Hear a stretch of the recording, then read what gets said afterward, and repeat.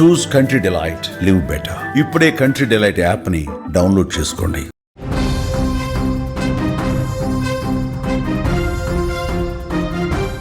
Breaking news చూస్తున్నాం. చిన్నారి హితీక్ష హత్య కేసులో సంచలన విషయాలు బయటకు వస్తున్నాయి. షాక్కు గురి చేస్తున్నాయి. పిన్ని మమత క్రిమినల్ మైండ్కు సంబంధించి వార్తలు చూసేసరికి వస్తున్నటువంటి నిజాలు చూసి పోలీసులే కంగు తింటున్నారు. ఎలా చంపాలి అన్న విషయానికి సంబంధించి యూట్యూబ్లో కొన్ని వీడియోలు సెర్చింగ్ చేసినట్టుగా పోలీసులు గుర్తించారు. చంపి ఎస్కేప్ అయ్యేందుకు ఏ విధంగా తప్పించుకోవాలి, ఎస్కేప్ ఏ విధంగా కావాలి, వీటికి సంబంధించి కూడా యూట్యూబ్లో కొన్ని వీడియోలు చూసినట్టుగా పోలీసులు గుర్తించారు. కేసులో సీసీ ఫుటేజ్ అలాగే డాగ్ స్క్వాడ్ కీలకంగా వ్యవహరించినటువంటి పరిస్థితుంది. జగిత్యాల జిల్లా కోర్టులోని 5 ఏళ్ల చిన్నారి హితీక్ష హత్య కేసు బయటకు వస్తున్న కొద్దీ ఒక్కొక్క నిజం బయటకు వస్తోంది. హితీక్ష చంపినటువంటి పిన్ని మమత క్రిమినల్ ప్లాన్ చూసి పోలీసులు ఒక్కసారిగా అవాక్కయ్యారు. ఇంత దారుణంగా మమత ఇంత దారుణంగా ఆలోచన చేసిందా? మమత ఈ విధంగా ఫోన్లో వీడియోలు చూసిందా? ఫోన్లో చాలా దారుణమైనటువంటి క్రిమినల్ బ్యాక్డ్రాప్ ఉన్నటువంటి స్టోరీలు చూసిందా? ఇవి చూసి ఇంత దారుణంగా ప్రవర్తించిందా? అన్నీ కూడా పోలీసుల విచారణలో బయటకు వస్తున్నాయి. హితీక్ష తల్లి మీద కోపం, డబ్బులు పోయాయనే బాధ, ఇంట్లో పెత్తనం లేదనే అసూయ, ఇవన్నీ కూడా ఆమెను హితీక్ష చంపేందుకు ప్రేరేపించాయి. ఎప్పటి నుంచో చిన్నారిని చంపాలని మమత ప్లాన్ చేస్తోంది. అందుకోసం యూట్యూబ్లో అన్ని వీడియోలు చూస్తోంది. క్రైమ్ స్టోరీస్ ఎక్కువగా చూసింది. ఎలా చంపాలి, చంపిన తర్వాత ఎలా తప్పించుకోవాలి, ఈ అన్నీ కూడా యూట్యూబ్లో సెర్చ్ చేసినట్టుగా పోలీసులు ఇన్వెస్టిగేషన్లో బయటపడింది. పోలీసులకు దొరకకుండా ఉండేందుకు ఎలా తప్పించుకోవాలి, వీటన్నింటికి సంబంధించినటువంటి సమాచారం కూడా యూట్యూబ్లో చూసినట్టుగా తెలుస్తోంది. అందులో భాగంగానే ఎవరూ లేని పక్క నివాసానికి వెళ్ళి పక్కన ఇంట్లో ఎవరూ లేకపోవడంతో ఇదే సరైన సమయం, ఇదే సరైన సందర్భం, ఈ ఇంట్లో అయితేనే కరెక్ట్ అని చెప్పి తెలివిగా భావించింది. అతి తెలివితో బట్టలు మార్చుకుని హత్య చేసి దుస్తులను కూడా దూరంగా పడవేసినటువంటి పరిస్థితి. పోలీసుల విచారణలో అన్నీ కూడా బయటకు వస్తున్నాయి. పోలీసులు తమదైన స్టైల్లో విచారించగా మొత్తం ఒప్పేసుకుంది. సీన్ టు సీన్ అసలు ఏం జరిగిందో మీకు కొద్ది నిమిషాలు ఎక్స్ప్లెయిన్ చేసే ప్రయత్నం చేస్తా. అసలు ఆ పాపను పక్కింట్లోకి తీసుకెళ్లిన దగ్గర నుంచి పోలీసులు పట్టుకునే వరకు ఏం జరిగిందో ఒక్కసారి మీకు వివరించే ప్రయత్నం చేస్తా. శనివారం సాయంత్రం సరిగ్గా 6 గంటల సమయంలో పాప ఆడుకుంటూ ఉంది. పాప అందరు పిల్లలతో చాలా సరదాగా సంతోషంగా ఆడుకుంటూ ఉంది పాప. ఆ సమయంలో మమత ముందే ఒక ప్లాన్ గీసేసింది. ఎందుకంటే అప్పటికే చాలా కక్ష, పగ, కుటుంబంలో తనకు ప్రాధాన్యత లేకపోవటం, నవీన్కే అందరూ సపోర్ట్ చేయటం, ఒకవైపు నేను ఏదైతే డబ్బులు పెట్టానో పోగొట్టుకున్నానో బెట్టింగ్స్లో, ఇవన్నీ కూడా ఆమెని మైండ్ని డైవర్ట్ చేసి పారేశాయి. సో నవీన చాలా సంతోషంగా ఉంది, నవీన పిల్లలతో చాలా సంతోషంగా ఉంది, నవీనకి కుటుంబంలో ప్రాధాన్యత దక్కుతుంది, మొత్తం అక్కే చూసుకుంటుంది, నన్ను అసలు ఎవరూ పట్టించుకోవటం లేదు అని ఒక అక్కసు, ఒక అసూయ పెంచుకుంది అక్క పట్ల. వెంటనే ఏం చేసింది? పాపను చంపాలనుకుంది. పాపను చంపితే అప్పుడు అక్క బాధపడుతుంది, అక్క కన్నీళ్లు పెట్టుకుంటుంది. అక్క జీవితంలో ఏదో కోల్పోయానంటూ కొన్ని సంవత్సరాల పాటు బాధతో గడుపుతుంది. ఆ బాధ నాకు కావాలి. అక్క నవీన బాధపడటం, కన్నీళ్లు పెట్టుకోవటం, రోధించటం నేను స్వయంగా చూడాలి అని ఒక సైకో మనస్తత్వంతో ఇంతటి దారుణానికి తెగబడ్డట్టుగా తెలుస్తోంది. ఏం చేసింది? పాప ఆడుకుంటున్న సమయంలో అప్పటికే ముందు ప్లాన్ అనుకుంది. ఒక కత్తి, ఒక కటరు కవర్లో పెట్టుకొని ఆ పాపను తీసుకెళ్ళింది, పక్క ఇంట్లోకి తీసుకెళ్ళింది. అప్పటికే ఆ ఇంట్లో ఎవరూ లేరని నిర్ధారించుకుంది. కొన్ని రోజుల పాటు వాళ్ళు రారని చెప్పి నిర్ధారించుకుంది. ఆ నిర్మానుషమైనటువంటి ప్రదేశం, మనుషులు ఎవరూ లేని ఆ ఇంటికి ఆ పాపను తీసుకెళ్ళింది. పాపం ఆ పాపకేం తెలుసు? అభం శుభం తెలియనటువంటి ఒక అమాయకురాలు, 5 సంవత్సరాల చిన్న పాప. పిన్ని ఎక్కడికో తీసుకెళ్తుంది, పక్కింట్లో ఏదన్నా పనుందేమో, తోడుగా నన్ను తీసుకెళ్తుందేమో అని భావించింది ఆ అమాయకపు పాప హితీక్ష. పిన్నితో పాటు చాలా ప్రేమగా వెళ్ళిపోయింది. పిన్ని అనుకుంటూ వెంట నడిచింది, ఆ ఇంట్లోకి వెళ్ళిన తర్వాత తన మనసులో ముందే ఊహించుకున్నటువంటి ఆ క్రైమ్ స్టోరీ యూట్యూబ్ చూసి కొన్ని వీడియోలు, అప్పటికే కొన్ని క్రైమ్కి సంబంధించినటువంటి నేరపూరిత కథనాలు, స్టోరీలన్నీ చూసి మైండ్లో పెట్టుకుంది. కత్తితో అయితేనే ఒక్క దెబ్బతో పొడిచి చంపేయచ్చు అని భావించింది. బాత్రూంలోకి తీసుకెళ్ళిపోయింది. ఆ ఇంట్లోని బాత్రూంలోకి తీసుకెళ్ళి ఒక మూలన కూర్చోపెట్టి గొంతు మీద చెయ్యి వేసి గొంతు పిసికి, తర్వాత నోరు పట్టుకొని నోరు కూడా మూసేసి తీసుకొచ్చినటువంటి ఆ కట్టరు కత్తితో గొంతు మీద పొడిచి గొంతుతో కోసి చంపి చాలా దారుణంగా చంపినటువంటి పరిస్థితి ఉంది. ఎక్కడ చిన్న సౌండ్ కూడా రాకుండా ఉండేందుకు మూతి మీద చేయి గట్టిగా పట్టుకొని అభం శుభం తెలియని ఆ పాపను చాలా అంటే చాలా దారుణంగా చంపేసిన పరిస్థితి ఉంది. మమత కూడా 2 అమ్మాయిలు ఉన్నారు, 2 పిల్లలు ఉన్నారు. కనీసం తన పాప గుర్తుకు రాలేదా? తనకు కూడా చిన్న పిల్లలు 2 అమ్మాయిలు ఉన్నారు కదా, చిన్న పాపలు ఉన్నారు కదా. పాపం నవీన కూతుర్ని నేను చంపటం కరెక్టేనా? నవీన కూతుర్ని ఈ విధంగా అత్యంత దారుణంగా కత్తి తీసుకొని మెడ మీద కోసి చంపటం కరెక్టేనా? నాకు కూడా ఆడపిల్లలు ఉన్నారు కదా, నాకు కూడా చిన్నపిల్లలు ఉన్నారు కదా, నవీన కూతురు నా కూతురు లాంటిదే కదా అని ఎందుకు అనుకోలేదు? ఆ అమాయకపు పాపను చాలా దారుణంగా చంపేసింది. రక్తపు మడుగులో అదే బాత్రూంలో పడిపోయి ఉంది. వెంటనే ఆ కట్టర్, ఆ కత్తి తను వెంట తెచ్చుకున్నటువంటి కవర్లోనే పెట్టుకుని బయటకు వచ్చింది. బయటకు వచ్చి సాయంత్రం 7 గంటల సమయం అవుతుంది. ఎందుకంటే 6 గంటల నుంచి 6 గంటల 30 నిమిషాల వరకు ఇది మొత్తం ప్లాన్ రచించుకొని 6:30కి పైకి తీసుకువెళ్ళింది, ఆ ఇంట్లోకి తీసుకెళ్ళింది. ఆ తర్వాత అరగంటలోనే పని పూర్తి చేసి మళ్ళీ అదే కవర్లో ఆ కత్తి, ఆ కట్టర్ పట్టుకుని బయటకు వచ్చింది. ఏమీ తెలియనట్టు మళ్ళీ ఇంట్లోకి వెళ్ళిపోయింది.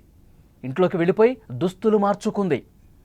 అప్పటి వరకు ఈ ఘాతుకానికి పాల్పడ్డ తర్వాత, ఇంత దారుణంగా చంపిన తర్వాత బట్టల మీద రక్తపు మరకలు పడ్డాయి. మళ్ళీ ఎవరైనా గమనిస్తారేమో, ఎవరైనా చూస్తారేమో అని చెప్పి వెంటనే ఆ బట్టలు మార్చేసుకుంది. ఆ రక్తపు మరకలు ఉన్నటువంటి దుస్తులను కూడా ఆ కవర్లో కుక్కేసి బయటకు వచ్చింది. బయటకు వచ్చి నేరుగా మెయిన్ రోడ్డు మీదకి వెళ్ళి అక్కడ షేర్ ఆటో ఎక్కింది. 1 కిలోమీటర్ దూరం షేర్ ఆటోలో ప్రయాణించి అక్కడ దిగింది. జేఎస్ గార్డెన్ ఫంక్షన్ హాల్ ఉంది. ఆ ఫంక్షన్ హాల్కి సమీపంలో నిర్మానుష ప్రదేశం ఉంది. అక్కడ ఎవరు కూడా మనుషులు లేరు. అటువైపు రాకపోకలు ఎవరు సాగించలేదు. నిర్మానుషంగా ప్రదేశం ఉంది, చీకటిగా ఉంది. ఇక్కడ నన్ను ఎవరు చూడరు అని భావించి నేరుగా కొద్ది దూరం అక్కడ నడుచుకుంటూ పోయి ఫంక్షన్ హాల్ బ్యాక్ సైడ్ ఆ కవర్ని పడేసింది. అందులో కత్తి, కటర్, రక్తపు మరకలతో ఉన్నటువంటి తను ధరించిన దుస్తులు అన్నీ కూడా అక్కడ పడేసి నన్ను ఎవరు చూడలేదు, నేను ఇంకా ఎవరికి దొరకను అంటే ఇది కూడా ఎట్లా ప్లాన్ వేసుకుంది? ఎందుకంటే క్రైమ్ స్టోరీస్ చూసింది యూట్యూబ్లో ప్రతిదీ ఎట్లా మర్డర్ చేయాలి దగ్గర నుంచి ఏ విధంగా ఎస్కేప్ కావాలి, ఎలా ఆధారాలు దొరకకుండా తప్పించుకోవాలి, ఇవన్నీ కూడా వీడియోలు చూసి ఇంత క్రిమినల్ బ్రెయిన్తో ఆధారాలు దొరకకుండా ఉండేందుకు వాటిని దూరంగా పడేసింది. మళ్ళీ ఏమీ తెలియనట్టు ఇంటికి వచ్చింది. అప్పటికే వెతకటం ప్రారంభించారు. హితేక్ష కనిపించట్లేదని చెప్పి నానమ్మ అడుగుతూ ఉంది, వెతుకుతూ ఉంది. రోడ్డు మీదకి వచ్చింది, చూస్తుంది హితేక్ష కనిపించట్లేదు. సాయంత్రం 7 గంటల 30 నిమిషాలు దాటిపోయింది. ఎందుకంటే పాప చీకటి పడిన తర్వాత ప్రతిరోజు కూడా ఇంటికి వచ్చేస్తుంది, ఇంటి లోపలికి వచ్చేస్తుంది, ఇంట్లో ఆడుకుంటుంది.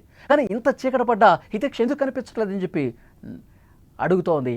అప్పుడే పని మీద దూరంగా వెళ్ళినటువంటి నవీన ఒక పని మీద ఆమె దూరంగా వెళ్ళింది, కరీంనగర్కో ఎక్కడికో వెళ్ళిందని చెప్పి సమాచారం.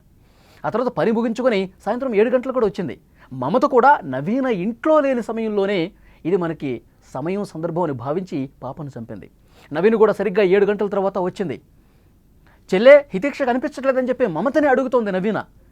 అదే చూస్తున్నానక్క, నాకు కనిపించట్లేదు, నేను వెతుకుతున్నాను, పిల్లలతో ఎక్కడైనా ఆడుకుంటుందేమో, ఏమైనా దూరంగా మన కాలనీ చివరిన ఏమైనా ఆడుకుంటుందేమో, పద చూద్దామని చెప్పి ఏమీ తెలియని అమాయకురాల్లాగా నటించింది. నటన మొదలుపెట్టేసింది, జీవిస్తోంది. నటించటం అనకూడదు, అంత దారుణంగా ఆమె నటించడం మొదలుపెట్టింది. మొత్తం ఊరు మొత్తం తిరుగుతున్నారు. నవీన, మమత, ఇంకా కుటుంబ సభ్యులు అందరూ కూడా హితేక్ష అని చెప్పి తిరుగుతూ ఉన్నారు. మొహరం సందర్భం కాబట్టి పీర్ల పండగ దగ్గర ఏమైనా ఉందా, పిల్లలందరూ గుమిగూడు చూస్తూ ఉంటారు కదా, అక్కడ ఏమైనా ఉందా హితేక్ష, అక్కడేమైనా ఆడుకుంటూ చూస్తుందా అని అక్కడ కూడా వెళ్ళి చూశారు, కనిపించలేదు. కుటుంబ సభ్యులకు ఫోన్ చేశారు. ఆ ఊళ్ళో ఎవరైతే ఫ్రెండ్స్ ఉంటారో వాళ్ళు కూడా ఫోన్లు చేసి కనుక్కున్నారు, ఎక్కడా కనిపించలేదు. వెంటనే పోలీసు కంప్లైంట్ ఇచ్చారు. పోలీసులు కేసు నమోదు చేసుకుని ఇంటికి వచ్చారు. ఇంటికి వచ్చి పూర్తిగా పరిస్థితి చూశారు, వెతకటం మొదలుపెట్టారు. అన్నీ గాలిస్తుంటే పక్కింట్లో బాత్రూంలో పడి ఉన్నటువంటి విషయాన్ని డాగ్ స్క్వాడ్ గుర్తించింది. ఎందుకంటే ఘటనా స్థలం నుంచి పోలీసులు తను తెచ్చుకున్నటువంటి డాగ్ స్క్వాడ్ని అక్కడ సెర్చింగ్ కోసం పంపితే ఎక్కడైతే ఘటన జరిగిందో ఆ ప్లేస్ నుంచి నేరుగా ఆ డాగ్ ఎక్కడ ఆగలేదు, డైరెక్ట్గా మమత, నవీన ఉంటున్నటువంటి ఇంట్లోనే ఆగిపోయింది. ఆ ఇంటి దగ్గరకు వచ్చి ఆగిపోయింది. అంటే రక్తపు వాసనను ఆ డాగ్ పసిగట్టింది, తప్పించుకోలేకపోయింది. పోలీసులకు అనుమానం వచ్చింది. ఎక్కడైతే ఘటనా స్థలం నుంచి ఆ డాగ్ అట్లాగే ఎక్కడ ఆకుండా నడుచుకుంటూ వచ్చి మమత ఇంటి దగ్గరే ఆగిపోయేసరికి పోలీసులు అనుమానం వచ్చింది. కుటుంబ సభ్యులే ఈ ఘాతుకానికి పాల్పడి ఉంటారని చెప్పి ప్రాథమికంగా అనుమానం వ్యక్తం చేశారు. వెంటనే సీసీ ఫుటేజ్ పరిశీలించారు. సీసీ ఫుటేజ్లో చాలా స్పష్టంగా ఉంది, పాప తప్పిపోయినప్పుడు, పాప కనిపించకుండా పోయినప్పుడు 6:30 సమయంలో, తర్వాత 6:30 నుంచి 7 సమయం, ఈ అరగంట వ్యవధిలో 6 సార్లు మమత ఇంటి నుంచి బయటికి రావటం, లోపలికి వెళ్ళటం, బయటికి రావటం, లోపలికి వెళ్ళటం చూసింది. పోలీసులు చూశారు. అనుమానం బలపడింది. కుక్క ఇంటి దగ్గరకు వచ్చి ఆగిపోవటం, ఇంట్లో ఉన్నటువంటి మమత ఆ సమయంలో, సాయంత్రం సమయంలో 6 సార్లు లోపలికి బయటికి రావటం, ఆ తర్వాత డ్రెస్ మార్చుకుని ఒకసారి బయటికి రావటం, ఇవన్నీ గమనించినటువంటి పోలీసులు మమత మీద అనుమానం వ్యక్తం చేశారు. పిన్నే చంపే ఉంటుందని చెప్పి వాళ్ళ అనుమానం బలపడింది. వెంటనే ఆమెని అదుపులోకి తీసుకొని తమదైన స్టైల్లో క్వశ్చన్ చేశారు. 4 తగిలించారు. ముందుగా ఒక గంట సేపు ఏం సమాధానం చెప్పలేదు, గంట సేపు ఏం మాట్లాడలేదు. అంతకుముందు ఎంతగా నటించింది. నవీనితో పాటు కూర్చొని బోరున విలపిస్తోంది, తలగొట్టుకుంటోంది. హితిక్ష, నిన్ను ఎవరు చంపారు? హితిక్ష, మమ్మల్ని దూరంగా వెళ్ళిపోయావు ఎందుకు? ఎవరు ఈ పాపానికి ఒడిగట్టారంటూ తల్లి నవీనతో పాటు, తన అక్క నవీనతో పాటు కూర్చొని రోధిస్తోంది, నాటకాలు ఆడుతుంది. ఆసుపత్రి దగ్గర, ఇంటి దగ్గర జీవించేసిందని చెప్పాలి. పోలీసులు అనుమానం బలపడింది. సీసీ ఫుటేజ్లో చాలా స్పష్టంగా కనిపించింది. పోలీసులు చాలా సీరియస్గా క్వశ్చన్ చేస్తే 4 తగిలిస్తే నిజం ఒప్పుకుంది. ఎస్, నేనే చంపాను హితిక్షను అని. వెంటనే పోలీసులు ఘటనా స్థలానికి దగ్గర తీసుకొచ్చి సీన్ రీకన్స్ట్రక్షన్ చేశారు. నువ్వు అసలు ఎట్లా తీసుకొచ్చావు, ఏం చేసావు, ఇవన్నీ కూడా చూశారు. ఆ తర్వాత ఫోన్లో కూడా సమాచారం సేకరించారు పోలీసులు. ఆ ఫోన్ చూస్తే కాల్ రికార్డ్ మొత్తం డిలీట్ అయి ఉంది. అలాగే యూట్యూబ్లో గత 4-5 రోజులుగా ఎలాంటి వీడియోలు చూసింది, ఇవి కూడా పోలీసులు కనిపెట్టారు. మొత్తం స్టోరీ మొత్తం బయటకు వచ్చింది. అంటే ఇక్కడ మమతకి ఒక ప్రశ్న వేయాలి. మీకు అందరికీ అతడు సినిమా గుర్తుండే ఉంటుంది. అతడు సినిమాలో ప్రకాష్ రాజ్ ఒక డైలాగ్ చెప్తాడు, శివారెడ్డి, బాజిరెడ్డి చనిపోతే నువ్వు సీఎం అవుతావు, చంపితే నువ్వు హంతకుడు అవుతావు. ఇంత చిన్న లాజిక్ ఎట్లా మిస్ అయిపోయావు? ఇది ప్రకాష్ రాజ్ డైలాగ్. ఇక్కడ కూడా మమత హితేక్ష చనిపోతే నవీన ఏడుస్తుంది, తల్లి ఏడుస్తుంది, తల్లి కళ్ళు ఏడుస్తుంటే ఆనందించాలని చెప్పి అనుకుంది. కుటుంబంలో తనకు గౌరవ మర్యాదలు దక్కట్లేదు కదా, కుటుంబంలో అధిక ప్రాధాన్యత తనకు లేదు కదా, ఈ రకంగా అయినా వాళ్ళని బాధ పెట్టాలి అనుకుంది. మరి హితేక్ష చనిపోతే వాళ్ళు ఏడుస్తుంటే నువ్వు సంతోషపడాలనుకున్నావు, కానీ హితేక్షను చంపితే నీకు సంతోషం ఎక్కడుంది? నువ్వు హంతకురాలువయ్యావు. పోలీసులు అరెస్ట్ చేశారు, జైల్లో చెప్పకూడ తినబోతున్నావు. ఇంత చెత్త ఆలోచన చేసి, ఇంత దుర్మార్గంగా ఆలోచించి, ఇంత కిరాతకంగా ప్రవర్తించి నువ్వు జైలు పాలయ్యావు. ఈ చిన్న లాజిక్ మమత ఎట్లా మిస్ అయింది? అంటే కేవలం అసూయ, అక్కసుతో, దారుణమైన ఆలోచనతో యూట్యూబ్ వీడియోలు చూసి హత్య చేసింది, తప్పించుకునే ప్రయత్నం చేసింది. కానీ పోలీసులు దర్యాప్తు చేస్తే ప్రతి ఒక్క క్లూని వదలకుండా పట్టుకొని దర్యాప్తు చేస్తే ఇంటి దొంగ పట్టించింది. ఆ డాగ్ స్క్వాడ్ కీలక పాత్ర పోషించింది. ఆ తర్వాత సీసీ ఫుటేజ్, మార్చుకున్న డ్రెస్సులు, ఇవన్నీ కూడా మమతను పట్టించాయి. ఆ తండ్రి పాపం దుబాయ్లో ఉంటారు. తండ్రి, మామ దుబాయ్లో పనిచేసుకుంటూ ఉన్నారు, నెల డబ్బులు పంపిస్తూ ఉన్నారు. కానీ ఇక్కడ మమత మైండ్ సెట్ను గురించి కూడా ఒకసారి ఆలోచించాలి. తను బెట్టింగ్ యాప్స్ వాడి విపరీతంగా డబ్బులు పోగొట్టుకుందంట. బిట్కాయిన్లో కూడా డబ్బులు పెట్టిందట. 30 లక్షల రూపాయల వరకు నష్టం చేసింది, డబ్బుల్ని గుల్ల చేసిందని చెప్పి అప్పటికే కుటుంబ సభ్యులు ఆమె మీద ఆగ్రహం వ్యక్తం చేస్తూ ఉన్నారు. గొడవలు జరుగుతూ ఉన్నాయి. ఇదంతా మనసులో పెట్టుకుంది. నాకు ఇంట్లో వాల్యూ లేదు, నవీననే మీరు బాగా చూసుకుంటున్నారు, నవీనకే ఎక్కువ ప్రాధాన్యత ఇస్తున్నారు, ఇంకా ఎందుకు నేనుండి అని చెప్పి ఇలాంటి అక్కసు, ద్వేషం, అసూయ పెంచుకొని పగతో రగిలిపోయి ఈ విధంగా చిన్న పాపని పొట్టన పెట్టుకున్నటువంటి పరిస్థితి. పాపం దుబాయ్ నుంచి ఈ విషయం తెలిసిన వెంటనే ఆ చిన్న పాప తండ్రి బోరున విలపిస్తూ వచ్చాడు, గుండెలు బాదుకుంటూ రోధిస్తున్నాడు. మమత ఈ విధంగా చేసింది, పిన్నే చిన్న పాపను పొట్టన పెట్టుకుంది, ఇంత బాగా ఇంట్లో ప్రేమగా ఉంటూ కుటుంబ సభ్యులతో మంచిగా నటిస్తూ ఇంత దారుణానికి తెగబడిందా? వాళ్ళు కూడా తీవ్రమైనటువంటి బాధతప్త హృదయంతో తలడిల్లుతున్నారు. కన్నీరు మున్నీరుగా కుటుంబ సభ్యులు వేధిస్తూ ఉన్నారు. నిజంగా మమత ఈ విధంగా ఆలోచిస్తుంది, ఈ విధంగా దారుణానికి పాల్పడుతుంది, కత్తితో పొడిచి చిన్న పాపను చంపేస్తుందని చెప్పి ఆ కాలనీలో ఎవరూ కూడా ఊహించలేదండి. ఎందుకంటే అంత బాగా నటిస్తోంది, ప్రేమను నటిస్తోంది. మనమంతా ఒకటే, మన కుటుంబ సభ్యులంతా ఒకటే, మన వాళ్ళు అక్కడ దుబాయ్లో కష్టపడి పనిచేస్తూ ఉన్నారు, మనం ఇక్కడ మంచిగా ఉండాలి. ఇదంతా ప్రతిరోజు కూడా ఒక నటన కనబరుస్తుంది. గుండెల లోపల చాలా ద్వేషంతో రగిలిపోతుంది. పొడిచి చంపాలన్న ద్వేషం ఒక పక్కన పెట్టుకుని ప్రేమగా నటిస్తోంది. ఈ హత్య జరిగిన తర్వాత కూడా ఆమె నటన ఏ విధంగా ఉందో చూస్తే అర్థమవుతుంది. కాబట్టి ప్రతి ఒక్కరూ కూడా ఆలోచించాలి. మన వాళ్లే కదా అనుకుంటే ఎంతటి దారుణానికి తెగబట్టేటువంటి సందర్భాలు ఈ మధ్య కనిపిస్తున్నాయి. ఈ మధ్యకాలం మనం చాలా చూస్తున్నాం. ప్రేమను నటించి భర్తలను కూడా పీకలు కోసి చంపిస్తున్నటువంటి పరిస్థితి చూడలేదా? కాబట్టి అందుకే ఎవరిని కూడా అంత ఈజీగా నమ్మకూడదు. కాబట్టి వాళ్ళ మైండ్ సెట్ ఏ విధంగా ఉందో, వాళ్ళ సైకో బిహేవియర్ ఏ విధంగా ఉందో ఒక కంట కనిపెడుతూ ఉండాలి. మన కుటుంబ సభ్యులే కదా, మన బంధువులే కదా అని చెప్పి వాళ్ళకి అన్నీ మనం అప్పగించుకుంటూ పోతూ ఉంటే ఎవరు ఎలాంటి ఘాతుకానికి తెగబడతారో కూడా అర్థం కాని పరిస్థితి. ఇప్పుడు ఈయంత సైకోగా బిహేవ్ చేయడానికి యూట్యూబ్లో క్రైమ్ స్టోరీస్ ఎక్కువగా చూడటం, చూసి ఏ విధంగా హత్య చేయాలి, ఏ విధంగా తప్పించుకోవాలి, ఇవన్నీ కూడా ఆ వీడియోలు చూసే సోషల్ మీడియాని విపరీతంగా ఫాలో అయ్యి ఇంత దారుణానికి తెగబట్టేట్టుగా తెలుస్తుంది. పోలీసులు ఇవన్నీ కూడా విచారణలో బయటపెట్టారు.